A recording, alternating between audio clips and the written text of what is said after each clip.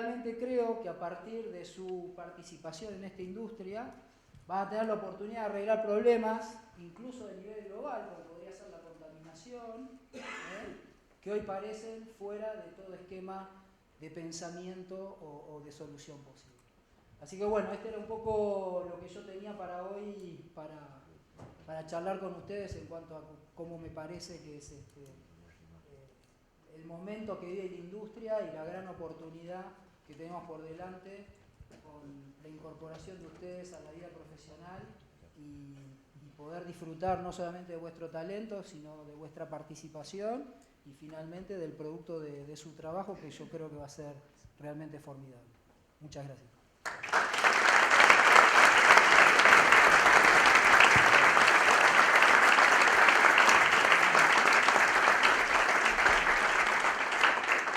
Gracias, Fernando. Hacemos 5 o 10 minutos de preguntas. Levantan la mano y les alcanzamos el micrófono. ¿Todos juntos? No. Nosotros, los baby boomers, si no hacen preguntas, vamos e indicamos a alguien, le decimos, ¿qué pensás? Para que sean artistas. A ver allá, creo que hay uno que quiere hacer una pregunta. Rodrigo. Siempre hay algún Rodrigo. Florencia, siempre hay alguna Florencia. No puede ser que no le hagan pregunta a Fernando. A ver.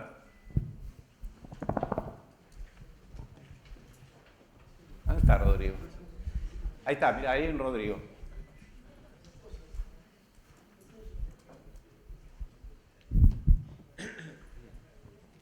Hola, buenos días. Mi pregunta más que nada... Te llamas Rodrigo, ¿no? Sí, justamente me llamo Rodrigo. Sí, sí. Estoy de acuerdo en que las generaciones tienen una gran oportunidad. Y mi pregunta más que nada, ¿cómo ves el choque generacional? O sea, si ves frustración o no con los jóvenes profesionales al momento de ingresar a las compañías y encontrarse con gente que viene... quizás como mostrabas vos en tu ejemplo de la primera YPF y cómo ves que manejan esa frustración, ¿sí? Porque los primeros meses del joven profesional en la empresa son claves como para que sienta esta pertenencia y se quiera quedar. Sí, está buena la pregunta, está muy buena.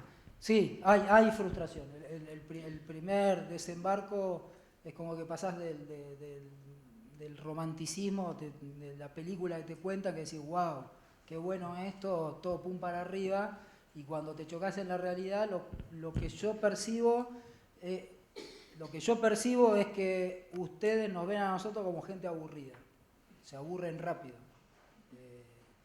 No parecemos movernos a la velocidad mental y dando la cantidad de oportunidades que ustedes necesitan para estar realmente con la adrenalina alta, que es lo que tenemos nosotros sí la tenemos y sin embargo nos parece que ustedes están como muy apurados. Así que sí, entiendo para mí la frustración pasa por ahí y yo creo que es un desafío súper importante que tenemos, por eso decía el modelo de ósmosis no va más, y tenemos que hacer alguna adaptación nosotros prestándole más atención a ustedes y haciendo una lectura más profunda. La lectura esa del high maintenance es un poco superficial y tiene más que ver con que uno está medio inhábil para generar contenidos desafiantes al que uno pueda alargar, abocarse al nuevo profesional. El nuevo profesional investiga mucho, se asocia mucho, busca mucho, resuelve muchos problemas y no está esperando que uno le resuelva realmente los problemas, está esperando que uno le diga qué es lo que tiene que hacer. Entonces, en la medida que nosotros pongamos sobre la mesa proyectos más interesantes, más desafiantes y demás, creo que esa química del primer momento se va a poder desarrollar. Pero la frustración hoy pasa porque nos encuentran aburridos. Un poco más a los jefes de hoy que a los visionarios del retiro. Porque esa gente tiene una historia linda para contar, es una historia que vende. Entonces esa es la parte romántica que sí te atrae de la organización. La parte del trabajo de todos los días es la inicialmente más complicada. porque las compañías todavía no desarrollaron tampoco las herramientas tecnológicas con las que ustedes se formaron profesionalmente. Ustedes, donde se formaron profesionalmente, accedieron a modos, casos, herramientas y prácticas más sofisticadas que las que encuentran cuando llegan a la empresa. Y eso es parte del show. Bueno, se armó el... Bien, Rodrigo, bien ahí. Ahora no te vas más, Fernando. Buenos días, gracias por toda la información y la presentación. Mi nombre es Jaime Martínez. Esas herramientas, Fernando, que vos decís todavía por ahí no existen en YPF o no existen en la industria en general, porque es una industria todavía muy pesada y es como un barco que hay que maniobrar y primero orientar y lleva mucho tiempo.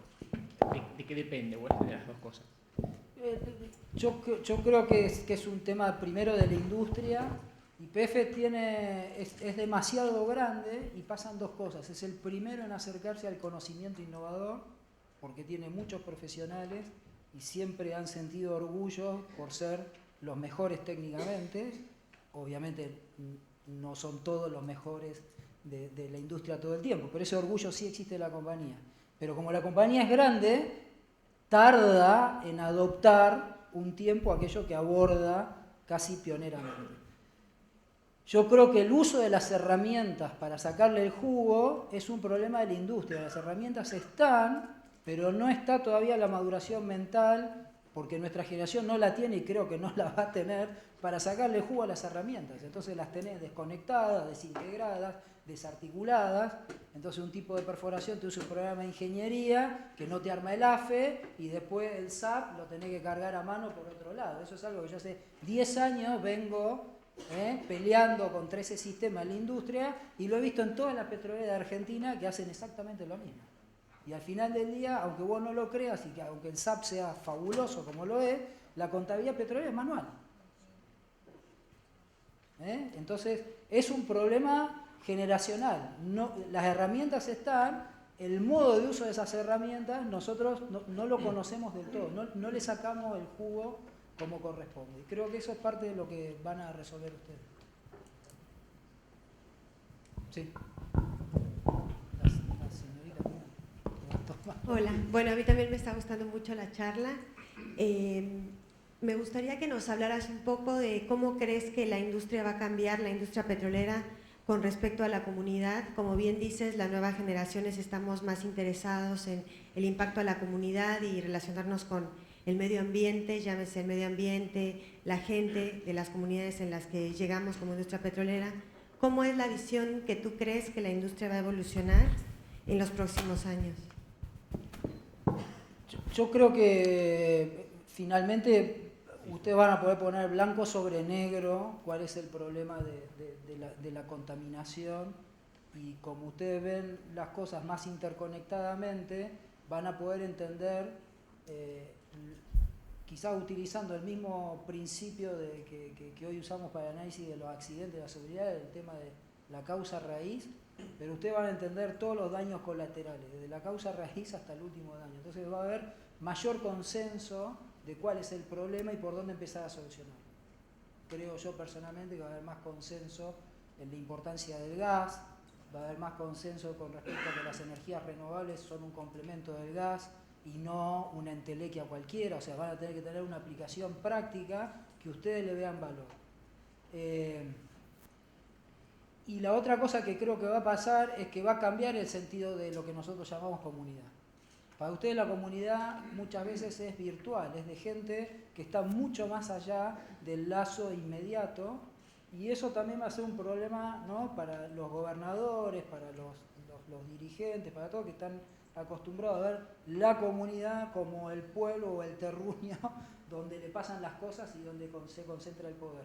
Ustedes van a romper esa barrera de visión política porque la comunidad de ustedes va a terminar en aquel que sea el último afectado o que ustedes creen que va a ser el último afectado por la cadena de actividades que ustedes disparan. Y ustedes se van a preocupar por el último pieza del eslabón. Y ocupándose de allá atrás para adelante, van a hacer una solución más pareja para todo el mundo.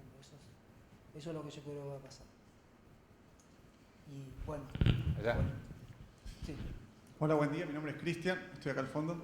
Sí, Cristian. ¿Cómo estás? Muy bien. Mi pregunta es, antes habíamos hablado de los jóvenes profesionales, de la capacidad de inserción, del sentido de pertenencia y demás. Mi pregunta es un paso más atrás. ¿Cuál es tu consejo principalmente para los estudiantes avanzados o próximos a recibirse o que están en la mitad de la carrera de geología, ingeniería de petróleo y demás? ¿Hacia dónde vos pensás que estas personas tendrían que orientar su carrera? Ya sea, no sé, en las nuevas tecnologías de modelización, de modelos automáticos, en nuevos programas, no sé, en cierta tendencia que ahora está necesitando la industria. ¿Y cómo ves, por otro lado, este choque, ¿no? Entre la gente que recién está terminando, también, más o menos lo que hablabas recién, de que tiene mucha idea de lo que podría llegar a ser o no, y lo que una vez que salta a la industria, ¿cómo es ese? ¿Qué es lo que realmente pasa? Vaya pregunta. Bueno, acá voy a ensayar una respuesta que me va a pintar de cuerpo entero qué edad tengo. Cuando yo era adolescente, como le pasa a muchos adolescentes, fui una vez al dermatólogo, ¿no? Para que te traten los granitos, eso, todo lo demás. Y no sé cómo fue que el tipo me empezó a preguntar qué iba a estudiar, qué sé yo, qué sé cuánto. No sé a qué vino la charla. Y en un momento el tipo, médico, capo en lo suyo, me dice, che, vos tenés que hacer la facultad lo más rápido posible. La clave es no frenarte nunca, porque al final del día esto es un trámite, y después vos vas a desarrollar en tu vida profesional lo que realmente quieras hacer. Esto, que parece un viejazo como respuesta, yo creo que para ustedes es más cierto que nunca, jamás. ¿Por qué? Porque las posibilidades del conocimiento están mucho más allá de lo que están aprendiendo puntualmente en determinado ciclo dentro de la facultad. Vos podés orientar tu carrera como quieras, pero es como vos quieras dotarte de las habilidades mínimas para seguir creciendo. No creo que nada de lo que vayas a hacer en tu orientación ahora te limite para desarrollar nuevas orientaciones en el futuro, porque es propio del comportamiento en equipo, verdadero equipo, no como el equipo con el que yo trabajo. La concepción de mi generación de trabajo en equipo es solamente si yo puedo ser el jefe del equipo, si no el equipo es una porquería que no sirve para nada. ¿Está bien? La concepción de ustedes es al revés, es el que me da la posibilidad de seguir aprendiendo. Entonces la orientación de la carrera creo que es absolutamente instrumental. Lo que sí me parece que las carreras hoy, y lo que vos deberías reclamar en tu formación de grado, es que esas herramientas que te permiten conectividad, afluencia, conexión, desarrollo de lazos y resolución de problemas, por ejemplo, no puedo entender por qué los chicos no llegan a la empresa haciendo correlaciones múltiples, haciendo regresiones o haciendo un ejercicio de búsqueda de datos. Esas cosas las tenés que saber, no importa lo que estudies, porque esas son tus herramientas para seguir creciendo. Cuando desembarques en la empresa, esas herramientas son las que te van a ayudar a superar un poco lo que me preguntaba el falso Rodrigo, que es decir, bueno, voy a tener un montón de frustración cuando llegue a la empresa, pero si yo, juntándome también con los históricos, con mi jefe, con los capangas, etcétera, etcétera, les puedo poner sobre la mesa cosas que están dando vuelta en su organización y que ellos no ven, esa es mi carta de presentación en la organización. Así que creo que ese manejo de las herramientas te va a ayudar mucho a desembarcar en la compañía, mostrándole a tu jefe aquello que le está pasando alrededor y que no ve. Y la orientación, por arriba, por abajo, por el costado, por donde le entres, le vas a entrar. Yo creo que eso hay espacio para todos. Hoy, si sos psicólogo, por ejemplo, este chiste ya lo hice, así que si lo escucharon, pero lo hice en una charla hace mucho tiempo. Gran oportunidad para los psicólogos para trabajar en una petrolera. Todo el mundo está absolutamente loco. Entonces, bueno, qué sé yo. ¿Nada más? Ahí, acá. Hola, buenos días. Buen día. Mi nombre es Rodrigo, por si acaso. ¿Sí, es Rodrigo? Sí, sí. Ah, no. Si nos habíamos puesto de acuerdo antes. Considerando el hecho de que probablemente acá hay mucha gente que quiere ingresar por primera vez al rubro, a la industria petrolera o recién ingresó y está recién acomodándose dentro de eso, considerando también que en algunas empresas, por lo que he visto, ese proceso de ósmosis todavía está principalmente por el rechazo de gente antigua. Por ejemplo, los perforines en algunas empresas son muy conocidos porque llega gente nueva y se cierran inmediatamente, ¿cierto?, a entregar información o a compartir información o experiencias. Y considerando también el hecho de que, por lo que he visto, se perdió algo que por lo menos me contaba mi abuelo y mi viejo, que también trabajaron en el rubro, que eran los procesos de trainee o de entrenamiento, que en algunas empresas duraban 2 años, por ejemplo, cuando uno recién llegaba a una empresa. Ahora prácticamente a uno le dicen, llega a una empresa, siéntate y empieza a trabajar en la práctica. ¿Cuáles son las dos? O sea, una pregunta es cómo enfrentar esa situación, o en forma más concreta, cuáles son las 2 o 3 cualidades principales que deberíamos tener como jóvenes profesionales para insertarnos en ese ambiente, donde quizá es inevitable hacer algo de ósmosis y hay ese rechazo en cierta forma y no hay un proceso de entrenamiento. ¿Cuáles son las 2 o 3 principales cualidades que deberíamos tener? De vuelta. Hoy estoy en esa casa, vuelvo a mirar para atrás y no veo ya qué es lo que me pasó a mí. Digo, ¿cómo me fue pasando todo eso? Y hoy estoy en un lugar donde convivo con mis maestros, aquellos que me recibieron cuando yo entré a YPF, mis colegas, aquellos con los que convivo hoy, y hoy en la empresa ya hay 40% o más de los que van a ser mis sucesores. Es fuerte, como dicen ustedes, un poco fuerte.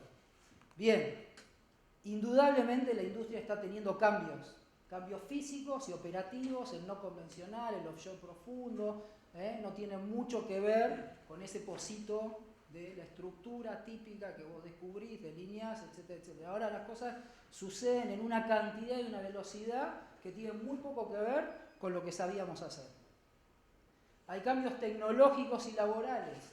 Está todo bien con los equipos, está todo bien con la gente que va al campo. Ahí es donde se desarrolla un poco el cariño por tu pozo, aquel que vas a cuidar y mantener por años y años y años, pero hoy lo puedes hacer desde tu casa. Hoy podés trabajar controlando aquello que querés de otra forma, usando la tecnología. Y eso va a cambiar las relaciones laborales. Un poco que la organización organizada, en base al famoso Gantt y a los proyectos y todo ordenadito y todo just in time y qué sé yo, qué sé cuánto, le está cambiando, producto del anterior, a una organización que maneja muchos procesos al mismo tiempo. Y todos estos procesos están interrelacionados y todos tienen que suceder con un flow y con un timing propio de lo que era el Gantt anterior. Y sin embargo, ya con un Gantt vos no podrías manejar ninguna gestión dentro de una compañía moderna. Y hay cambios culturales. Eso de llamar a todo el mundo a una reunión a determinada hora y el que llega 5 minutos tarde se queda fuera de la sala, no existe más. La gente hoy está trabajando en 4, 5, 10 asuntos al mismo tiempo y a veces está en más de 3 reuniones al mismo tiempo también. Y lo puede hacer. Y no es solamente una cuestión tecnológica, evidentemente la cabeza, el espíritu y las ganas le dan para poder hacerlo. Bien, ¿qué significa todo esto en forma más o menos explicativa y predictiva? Bueno, yo investigué un poco, en realidad es algo que leí hace mucho tiempo y que siempre me dio vuelta en la cabeza y es la primera vez que tengo la oportunidad de usarlo en público, así que vamos a ver si me sale. Yo leí una vez en la Harvard Business Review un modelo del cambio generacional basado en un análisis de arquetipos sociales que más o menos se repiten a través de la historia. Las generaciones, se dice, son de las fuerzas más poderosas en el cambio social y en el cambio de la historia. Y la gente que compone una generación cambia a medida que se desempeña y que crece dentro de su generación. Si uno quiere entender cómo hace una persona de 20 años, cuando tenga 40, no hay que mirar a un viejo como yo que ya pasó los 40. Hay que mirar a alguien que hoy tiene 20 años y tratar de entender cómo hace esa misma persona dentro de 20 años. Y para entender por qué 2 generaciones no se parecen entre sí y una generación en general es el cambio que sigue a la anterior, hay que entender cómo esa generación creció cuando eran chicos, qué eventos mundiales y sociales marcaron su adolescencia y cuál es la misión que como sociedad toman cuando llegan a la adultez. Y acá está el modelo. El modelo más o menos se repite cada 20, 20 y pico de años. Originalmente está hecho para la sociedad americana, pero yo creo que en todas las culturas más o menos occidentales esto debe ser bastante repetitivo. Y vos tenés la generación hoy, que todavía están sobre el planeta Tierra, la de los baby boomers, que es una generación profética, la generación X, que es la que yo pertenezco, que es una generación nómade, la generación del milenio, que creo que es la que pertenecen la mayoría de ustedes, que es una generación heroica, y ya vamos a ver qué significa. Y finalmente viene la generación de mis hijos, que es la del homeland, lo de la tierra, la de volver a casa, que es una generación artística. Bien, ¿qué podemos? En azul lo que están viendo es lo que yo rescato que hoy todavía hay mortales que están en alguna de esas etapas de su vida. Los boomers hoy tienen por lo menos 55 o 60 años, como mínimo. Entonces están entre una etapa que están terminando su carrera profesional o que ya son viejos. En ese rol es gente con una moral, al menos una reivindicación moral elevada. Ayer leía que es una generación que va a decir que hay que vivir austeramente, que hay que predicar con el ejemplo, que hay que hacer un montón de cosas en función de la sociedad, pero que no va a querer salir de su estatus de confort. Van a disfrutar la vida y la vejez lo mejor que puedan. Y está bien. Sin embargo, es una generación sabia, que ha vivido un montón de cambios y que se prepara para retirarse de la actividad dejando un mensaje. Lo más probable es que esa generación, que son mis maestros en YPF, y yo lo estoy viendo no con respecto a mí, sino con respecto a gente como ustedes. La gente que hoy está en YPF, que viene antes de la privatización, dedican la mayor parte de su tiempo a transmitir valores a los que suceden. Es muy difícil que le puedan transmitir conocimiento, porque la mayoría del conocimiento que ellos tienen está pasado de moda. No es que no sirva, no se puede resolver con las mismas herramientas y con la misma tecnología. Entonces, la gente como ustedes los escuchan por el legado, por la misión, por los valores que ellos le pueden transmitir. En esta etapa de mi carrera, yo represento a la generación X, una generación absolutamente nómade, criada en una especie de abandono a la suerte de la sociedad, y nosotros somos los reyes del just do it, absolutamente pragmáticos, y yo agregaría, no solo just do it, no matter what, no nos importa absolutamente nada, lo único que nos importa es que las cosas se hagan, no nos interesa cómo, ni quién, ni cuándo, siempre que estén hechas cuando yo quiera. Y eso tiene una componente interesante, es una de las generaciones que más valor ha agregado a la sociedad, pero es una de las generaciones que menos amalgama tiene, cívica, social. Y por eso también somos muy sobreprotectores ahora con nuestros hijos. No queremos nada de eso que nos pasó a nosotros, que nos abandonaron a la vida temprano, y queremos cuidar demasiado a gente como nuestros hijos o lo más cercano que tenemos en el trabajo, que son los chicos que recién empiezan en la organización. Y tendemos a ser como overwhelming, ¿no? Pesados, estamos encima, nos parece que esto, que lo otro. La gente del milenio, en azul de vuelta lo que está pasando ahora, en verde un poco traté de destacar aquello que se supone que vendrá de la actitud de cada uno de nosotros. Mi generación, lo que sigue, es una generación dura, que va a estar siempre tratando de marcar el paso de lo que viene, y vuestra generación parece ser una generación heroica, una generación que hoy está preparada para trabajar valientemente en grupos, resolviendo cosas que otra gente no sabe cómo hacer. Directamente no tienen ni idea de cómo resolver, y de repente ustedes parecen tener la fórmula mágica para organizarse y resolver problemas que otros no pueden. Probablemente cuando ustedes estén en el lugar que yo estoy hoy, sean un equipo poderoso, energético, que haga cambios que duren mucho tiempo, triunfos colectivos de gran impacto. Lo propio de vuestra generación parece ser la comunidad, la fluencia, que las cosas fluyan, que uno pueda moverse, que uno pueda conectarse, y evidentemente son la primera generación que ha crecido solamente usando tecnología. No conocen otra forma de desempeñar sus actividades diarias y su trabajo que no sea a través de la tecnología. Bueno, vamos a cortar acá el análisis generacional, pero digamos, para el que le interese puede leer, puede investigar, y lo que va a venir ustedes es la generación artística, y después se va a volver a repetir la generación profética, etcétera, etcétera, etcétera. Eso es lo que dice el modelo. A 20, 25 años estos modelos van a cambiar y se van a repetir. Repasemos entonces, ¿qué es lo que podemos esperar de los boomers, de mis maestros? Valor, misión, propósito. ¿Qué es lo que pueden esperar ustedes de gente como uno? Un poco de la CESFER. Go for it, do it. Producción, eficiencia, ritmo.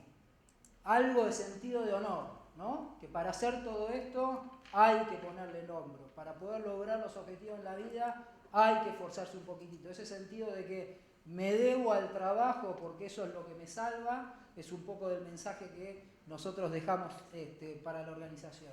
Y finalmente los valores que dije que traen la generación del milenio, que es más participativa, más comunitaria, más afluente, más movible y por lo tanto también más tecnológica. Y una generación que le gusta mirar para arriba. Bien, si todo esto es más o menos así, ¿qué es lo que yo veo como oportunidades y desafíos en este momento de la industria del petróleo y gas? Las ventajas del mundo digital para comunicarse y para crear lazos, a una velocidad absolutamente inimaginable. Por contraposición, que es lo que veo que no va más, el modelo de aprendizaje por ósmosis en el que yo aprendí, ¿no? En la organización que yo entré, me ponían al lado de uno que sabía mucho y simplemente por estar al lado pegado al que sabía, yo iba a aprender algo. Ese modelo de aprendizaje por ósmosis no va más. Ahora tenemos la tecnología, la comunicación múltiple, esos lazos múltiples y otro rasgo que yo creo que hay vigente es que esos lazos en general son entre iguales. La sociedad es más plana, la relación entre ustedes es más plana y es más igualitaria. Eso indefectiblemente va a llevar a una mejor organización del trabajo y un mayor orden para el trabajo. Un orden que no es el que uno entiende por orden, es el orden que ustedes entienden, que es el orden de muchas cosas sucediendo sincrónicamente. ¿Cuál es la contracara de eso? Es que para arrancar parece ser un grupo que necesita mucho feedback, lo que nosotros llamamos high maintenance, que todo el tiempo tenés que estar dándole una palabra de apoyo y de aliento, y en general nosotros somos un grupo que hemos crecido solos, bastante en soledad, cada uno tratando de suceder en su propio terreno. Entonces, no es que no querramos decir nada a los jóvenes, es que muchas veces no tenemos ni idea de qué decir. La generación que nos sigue, el mundo del trabajo que tenemos por delante es un mundo no solamente que despierta más confianza, más confiado en sí mismo, sino que es más confiable para los demás. Ustedes como grupo de trabajo son más confiables para los que los miran de afuera que el tipo que hizo todo solo y que nunca rindió cuenta por nada. En ese sentido, cuando nosotros o los más viejos tratamos de dar ejemplo, a veces corremos el riesgo de que se nos perciba como hipócritas o como dando un trato injusto. Cuando tenemos poca paciencia y queremos aplicar el just do it, como diciendo, ya lo tendrías que haber hecho antes de venirme a hablar. Entonces eso parece ser percibido también como un trato injusto. Evidentemente, hay algo que también destacan los nuevos profesionales, es que ya vienen con un nivel de exigencia de sus padres, los boomers, y por lo tanto ya están acostumbrados cuando llegan al trabajo a rendir cuentas y a superar las expectativas de quienes los controlan. Entonces es un grupo bastante productivo, que va a hacer más trabajo en equipo, que va a tener rendimientos colectivos superiores y que va a tener una visión a largo plazo que favorece la lealtad y la pertenencia. Yo no tengo muy claro esa lealtad y la pertenencia si es al modelo de organización como uno lo concibió. Probablemente no, es una lealtad y una pertenencia a un modelo de organización más relacionado con las comunidades. Entonces, los nuevos profesionales van a tener lealtad y pertenencia a varias comunidades al mismo tiempo y quizás el gran desafío de la industria y de las corporaciones competitivas entre sí es cómo aceptar esa afluencia y al mismo momento, retener todo ese conocimiento y todo el talento para que prolifere dentro de la organización y se transforme en una ventaja competitiva. Bueno, para ir cerrando, esto que parece una secuencia de coincidencias, en realidad no lo es. Es más bien la reacción de cada uno de los grupos frente a lo que percibe como el agotamiento del modelo anterior o el exceso en los comportamientos de los que nos precedieron. Entonces suceden modelos de arquetipos. Cada 20, 25 años surgen modelos culturales que van desplazando al modelo anterior. Y así como la historia con la que uno crece marca a la generación, lo que uno hace dentro de su generación marca la historia. Y acá para cerrar, viene mi imagen final de lo que yo creo que está pasando ahora y que tengo la suerte de un poco ser testigo a medida que mi organización se renueva, no solamente con nuevas ideas y nuevos desafíos, sino con nuevos profesionales. Lo que voy viendo es que lo mismo que nos pasa en la selección, Messi hay uno solo y medio que estamos aburridos de depender siempre de Messi a ver si ganamos algo. Y ese modelo de que el punch, el talento, el leadership está solamente en control de uno solo y que se resuelve todos los problemas del mundo, parece estar agotándose rápidamente. En cambio, está emergiendo un modelo donde a veces tenemos que jugar casi sin la pelota, donde hay un montón de gente que tiene roles, habilidades y propiedades distintivas y sin embargo juega colectivamente, cambiando de rol permanentemente y juega mucho tiempo sin la pelota. No hace falta tener la pelota en los pies para poder jugar partidos. Yo creo que ustedes como nueva generación profesional representan la expresión más acabada del trabajo en equipo que esta industria puede observar en los próximos 20 o 30 años.